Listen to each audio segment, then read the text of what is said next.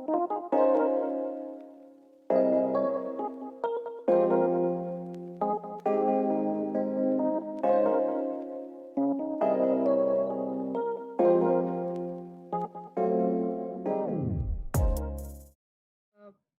tadi kan kita udah dengar nih mengenai jasanya gitu. Kita juga udah dengar mengenai pelanggannya.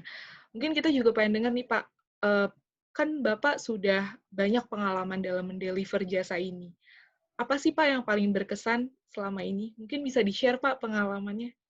Ya, bagus sekali ya pertanyaannya. Ya, eh, memang enaknya kenapa ya? Enaknya di CSR itu kita bisa kenal dengan masyarakat, ya. Kita punya relasi yang baik dengan masyarakat, ya, masyarakat di desa, kemudian dengan pejabat-pejabat di desa, ya, pejabat-pejabat terutama pejabat-pejabat tingkat desa, tingkat kecamatan, ya. Kalau kita terjun ya di masyarakat itu, kita ada rasa kepuasan batin karena kita dekat dengan masyarakat. Kita bisa berdialog, mendengarkan curhatnya masyarakat itu seperti apa sih Iya, iya. kesulitan mereka gitu kan. Kita tuh dianggapnya oleh masyarakat itu kita serba bisa, serba mampu untuk menyelesaikan masalah. Jadi kita harus pandai-pandai bagaimana mengambil hati masyarakat supaya masyarakat juga tetap senang kepada kita, ya. Artinya kita memberikan semampu kita memberikan solusi kepada masyarakat ketika masyarakat itu mengeluhkan terhadap suatu keadaan atau kondisi di sana, di apa yang mereka alami gitu kan. Nah, cuma kan sebatas kemampuan kita. Pernah kejadian di rumah ketika saya memberikan satu pemahaman tentang CSR atau program kemitraan dan bina lingkungan PKBL, itu mereka masyarakat itu polos ya. Artinya gini, kita itu dianggapnya orang yang serba bisa. Mereka yang hadir pada saat presentasi itu adalah ibu-ibu, ternyata ibu-ibu PKK. Ibu-ibu PKK, Oh, iya. mereka punya usaha kecil. Ya, usaha kecil, ada usaha membuat kue, ada usaha kerajinan tangan, ya. Nah, ada UMKM gitu ya, Pak? Ya, UMKM. Ada salah satu ibu-ibu yang membuat kue dodol. Tahu kan dodol, Mbak ya? Iya, tahu dodol. Itu saya ditanya mengenai dodol. Atau saya juga saya common sense aja, artinya secara logika. Spontan. Iya, padahal saya belum pernah bikin dodol, Mbak. Saya nggak tahu. Tapi masyarakat itu nggak mau tahu. Saya harus bisa memberikan jawaban yang memuaskan hati mereka, gitu kan. Iya. Kita jawabannya dengan logika. Ketika mereka mengeluhkan, kok Pak dodolnya kok saya asem gitu loh, tidak manis, kenapa? Nah, saya jawab, mungkin pada saat memberikan santan, tangan ibu nggak pakai sarung tangan, sehingga santannya kena tangan, otomatis akan asam, akan terjadi bakteri. Nah, jadi mereka common sense aja kita jawabnya, walaupun ya secara detail cara membuat dodol saya nggak bisa, tapi secara logika kalau kita ada santan kemudian kita masukkan tangan, ya otomatis santannya terkontaminasi dengan tangan, ya, sehingga asam gitu kan. Mereka puas gitu dengan jawabannya. Jadi menganggapnya kita ini dianggap serba bisa, harus bisa memberikan solusi kepada masyarakat. Itulah pengalaman-pengalaman menariknya di situ. Jadi kita harus siap ya Pak. Apapun pertanyaannya harus siap jawabannya. Harus siap, betul, harus siap. Jadi harus main logika ya. Iya. Oke. Suatu hal yang spesialnya itu dari jasa ini adalah tidak hanya kita berkoordinasi dengan perusahaan pelanggan, tapi juga dengan bersentuhan langsung dengan masyarakatnya justru. Betul, dengan masyarakat. Di situlah seninya di situ. Seninya di situ ya Pak. Nah, tadi kan kita sudah mendengar nih jasanya itu seperti apa. Nah, apa sih Pak persyaratan atau kualifikasi yang mungkin perlu dipenuhi oleh personil atau pegawai sebelum mendeliver jasa ini gitu Pak? Apakah ada persyaratan khusus?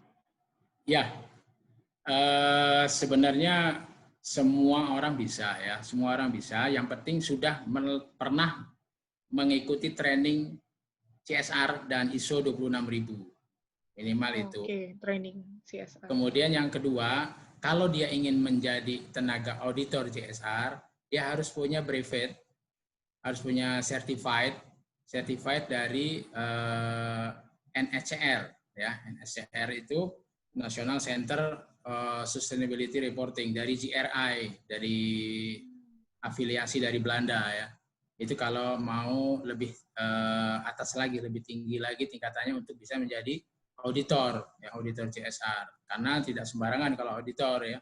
Tapi kalau hanya sekedar melaksanakan kegiatan di lapangan, social mapping, atau menjadi tenaga survei, itu semua orang bisa. Yang penting dia sudah punya mendapatkan pelatihan tentang CSR dan ISO 26000. Itu sudah cukup. Oke.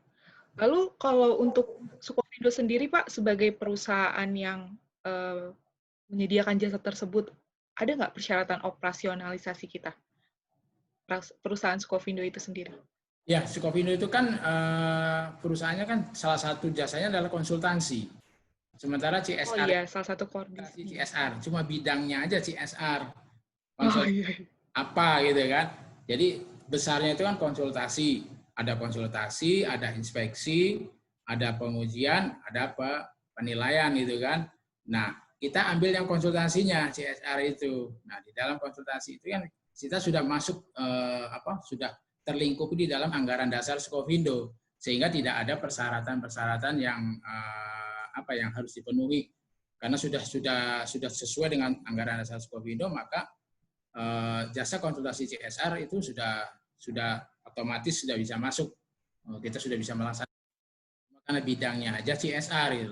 Nah, bidang CSR itu otomatis kalau bisa sudah punya pengalaman gitu loh. Nah, kita sudah punya pengalaman.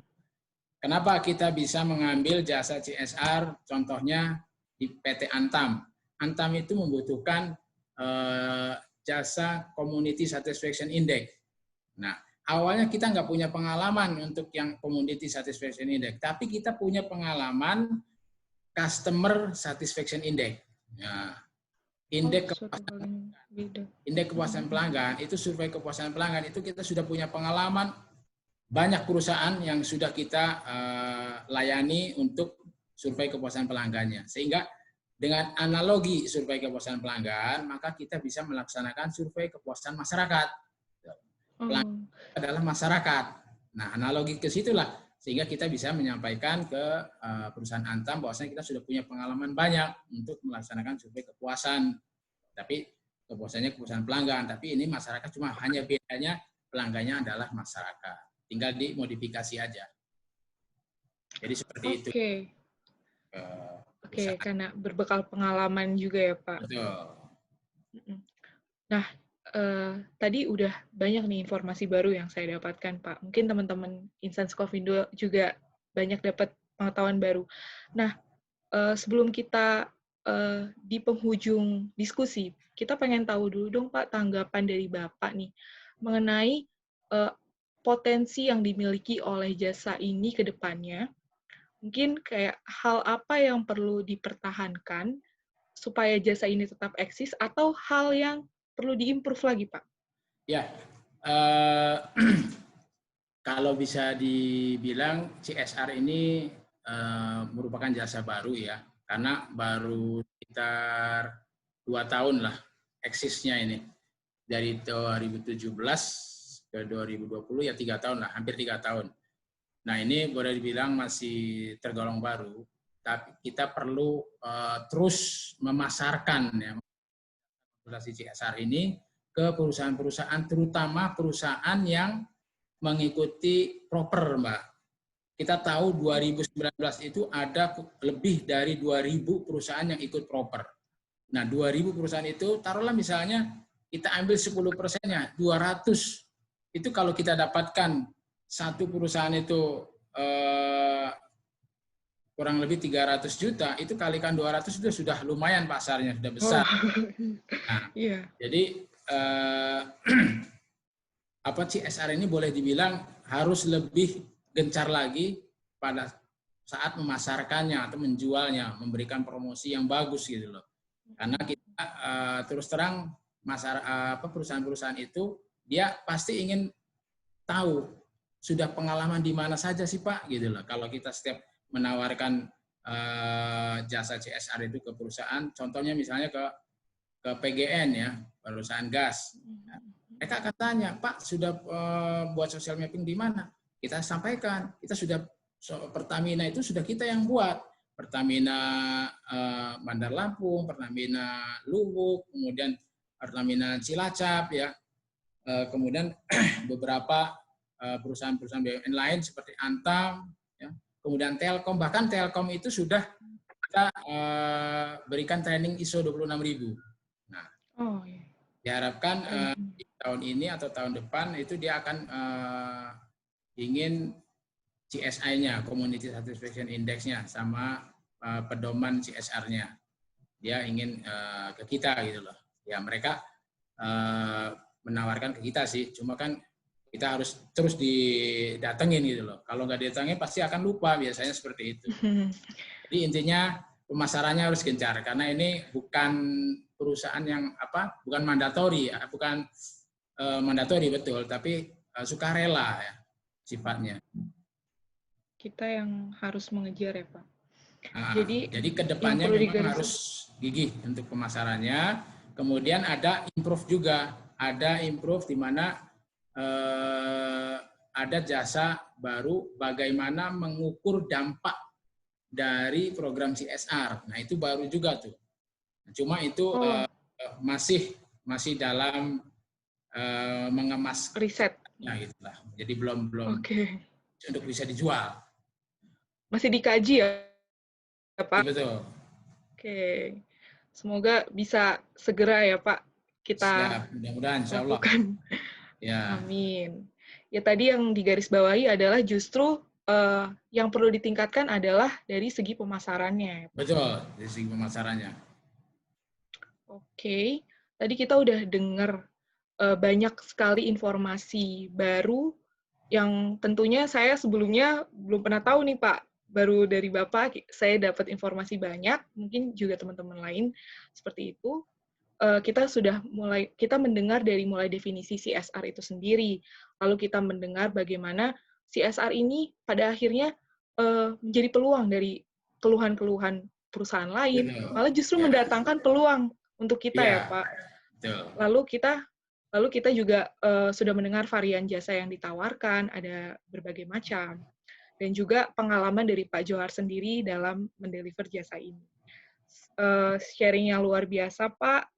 Terima kasih banyak sudah berkesempatan untuk bergabung dengan kita lagi. Semoga kedepannya kita masih bisa untuk berdiskusi lagi ya Pak. Dengan topik lain mungkin yang lebih menarik. Siap. Sekian mungkin Pak, kita tutup untuk sesi diskusi hari ini. Semoga apa yang kita bahas hari ini bisa bermanfaat untuk insan Sukovindo semua.